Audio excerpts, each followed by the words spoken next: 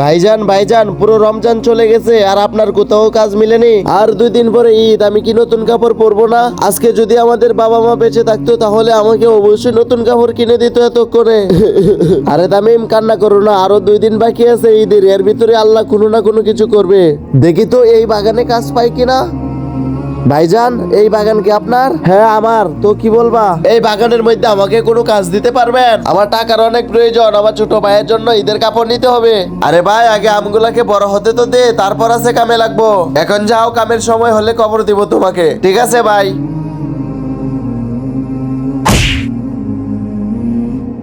ভাইজান ভাইজান, এখানে কি কোনো কাজ মিলবে? হ্যাঁ, কাজ তো মিলবে, যাও ওদের সাথে করো। ঠিক আছে ভাইজান, করতেছি।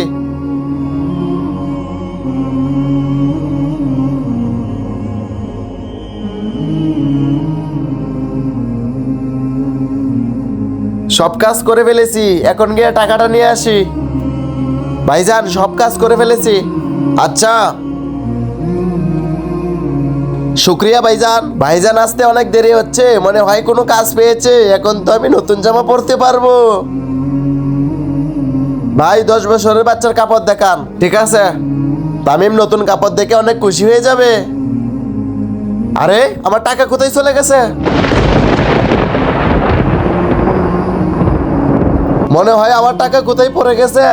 বন্ধুরা, ভিডিওটা যদি ভালো লেগে থাকে তাহলে ভিডিওতে লাইক দিয়ে কমেন্ট বক্সে অবশ্যই লিখে যাবেন ভিডিওটা কেমন হয়েছে।